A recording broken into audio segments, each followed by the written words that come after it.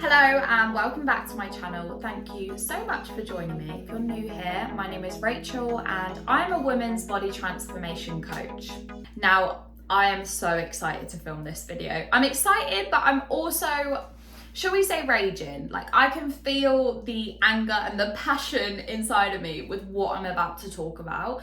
Now, the reason I feel this way is because I've worked with, and I'm still working with, so many women that have been affected by the things that I'm about to talk about. And I'm not going to mention any names, I'm not going to mention any brands or anything like that, but I just hope that this video opens your eyes to the lies that you have been told over however many years when it comes to dieting and trying to lose weight. Now, the reality is you are being lied to. It's as simple as that, and I'm here to expose the truth about 5 of these things that you have been told. And I've actually got a gift for a few selected females. If you wait till the end of this video, if you make sure you watch it all the way through, then you might be with a chance of receiving that. So as you can tell by the title of this video, I'm going to be going through 5 times that slimming clubs have lied to you. Big lie number 1. Muscle weighs more than fat. Now, ladies, let's think about this logically. If you have a pound of fat and a pound of muscle, they're gonna weigh the exact same because you've got a pound and a pound. Like, that's not rocket science. So technically, muscle does not weigh more than fat. What they fail to tell you is that muscle is a lot more dense than fat. So if I had in my hands right now a pound of fat and a pound of muscle, the muscle would take up less visible space than the pound of fat would because it is a lot more dense. It's that simple. It's like that riddle that we always used to get asked when we were younger, if riddle's the right word, but what weighs more, a kilogram of bricks or a kilogram of feathers? They weigh exactly the same. And it's the same with muscle and fat. If you've got a pound of each, it's gonna weigh exactly the same. It's the actual space that it takes up in our bodies that is the difference. So someone that has a lot more muscle than someone that has a lot more fat, the muscle, even though they might weigh the same, the muscle is going to be a lot more dense and therefore they're going to look completely different. And I guess you could probably say they will more than likely look smaller, quote unquote. So big lie number 1, muscle does not weigh more than fat. Big lie number 2, you can eat as much pasta or free food as you want. Now, ladies, if you are trying to lose weight, which I'm sure you are if you're listening to this video, you can't eat as much pasta as you bloody want. You can't eat as much free food as you bloody want, because when it comes to weight loss, it is as simple as calories in versus calories out. We have to be in what's known as a calorie deficit. We have to be consuming less calories than what we expend. Therefore, if we are eating loads and loads of pasta, the chances are we are going to go above that calorie deficit and therefore we are not going to lose weight.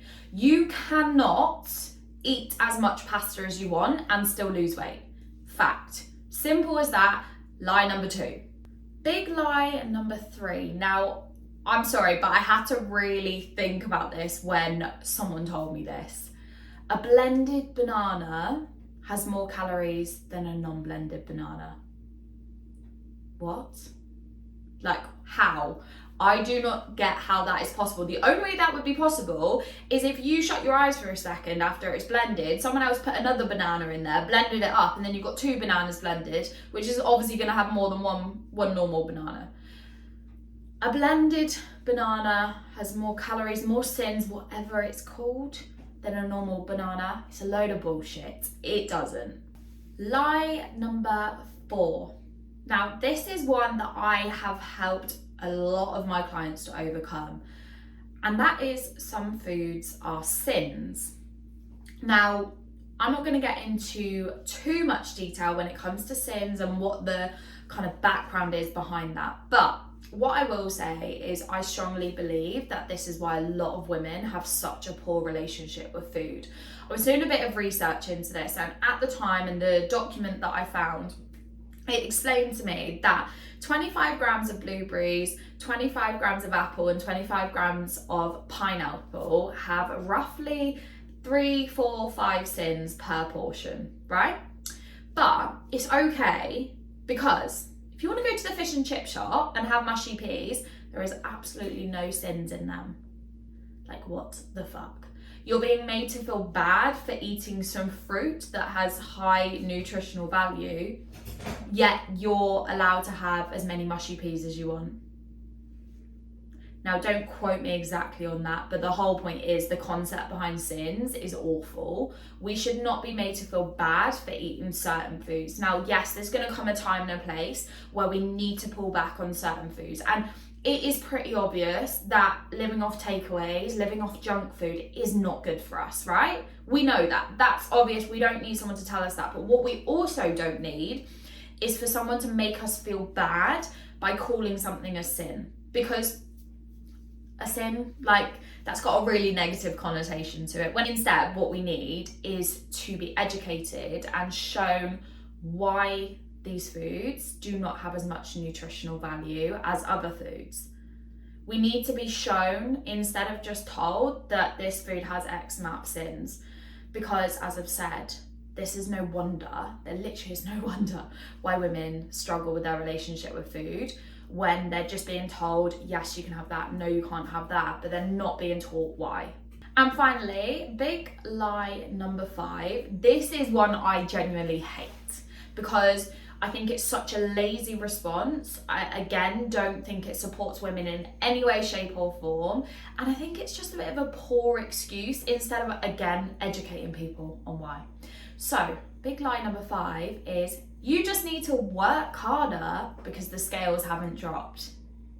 How many times have you been told that? You go to somewhere, you get weighed, and then you are told, just work harder next week.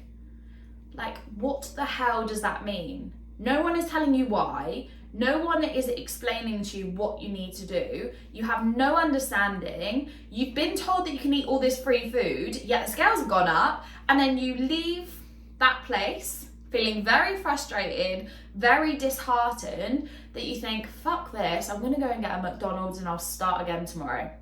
Like, how many times have you done that? I guarantee you that you have, in some way, shape or form, gone middle finger to that. I'm gonna go and eat and drink whatever I want and I'll start again tomorrow, I'll start again next week. Or even worse, this does not work, I quit, I'll never lose weight. Ladies, it's not your fault. You are just not being educated. You are not being shown why these things happen. Why have the scales gone up? What's the reason for that? What about how many carbs you've eaten, the salt, where you are in your cycle, how much sleep you've had, how stressed you are? All of these things play a massive, massive part. Yet when you go to slimming clubs, they fail to tell you that. All they tell you to do is work a little bit harder. When you're told to work a little bit harder, you start to think that it's probably a problem with the food that you're having, but you don't understand what the problem is. You don't know what part of it is. Then you start to play guesswork, and then you start to remove some things, or you restrict yourself, or you go the opposite end and think, fuck this, I'm gonna go and eat and drink everything in sight. Either way, you are not educated and it is not your fault. So basically, what I'm trying to say is, stop letting slimming clubs pull the wool over your eyes.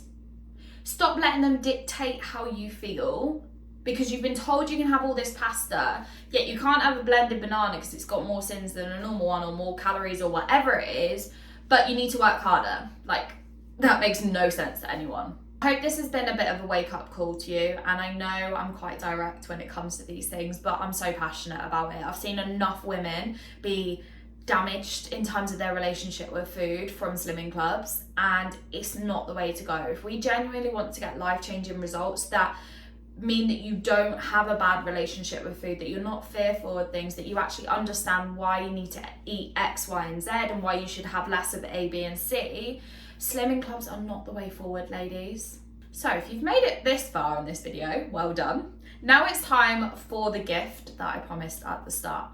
Right now we are gifting a select number of ladies a free discovery call with myself.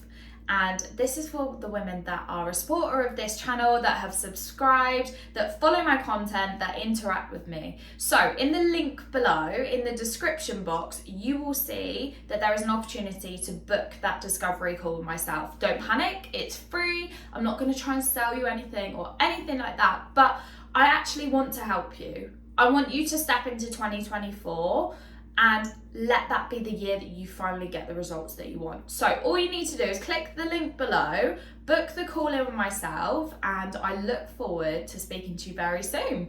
And for everyone else, thank you so much for watching, and I will speak to you on the next video.